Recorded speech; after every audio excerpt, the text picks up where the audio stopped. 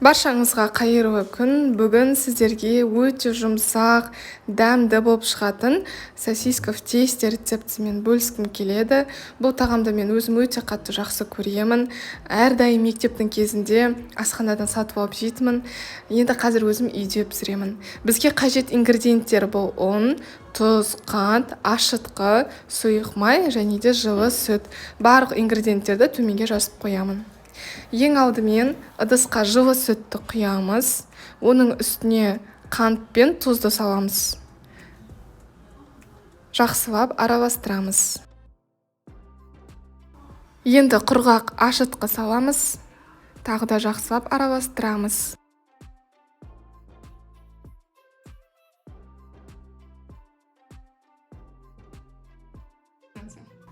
Күнбағыс майын құямыз. Араластыр.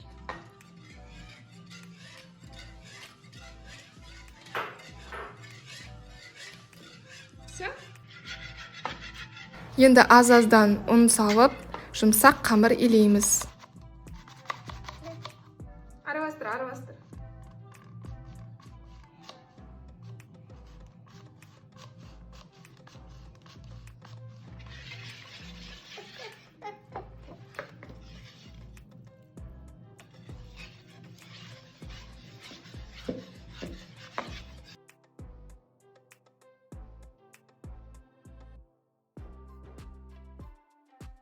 Бізде осындай қамыр шықты.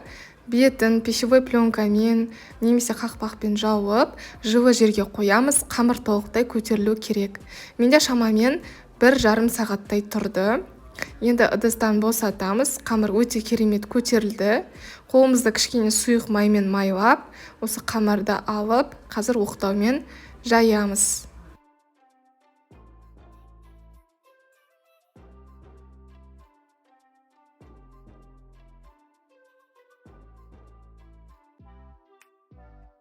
Дастарханға ешқандай ұн сеуіп қажет емес. Жай ғана қолдарыңызды сұйық маймен майласаңыздар, қамыр үстел үстіне жабыспайды.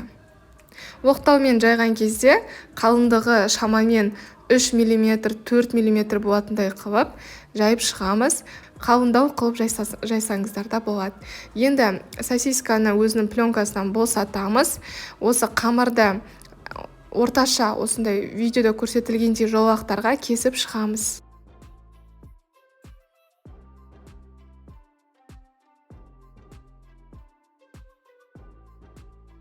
Видеода көрсетілгендей қамырды осылай орап шығамыз. Ешқандай да қиындығы жоқ.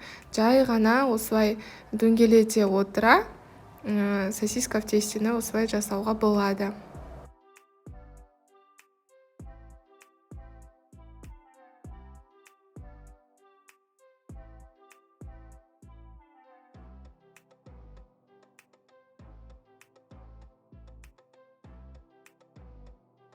Барлығын пергамент қағаздың үстіне салып шығамыз.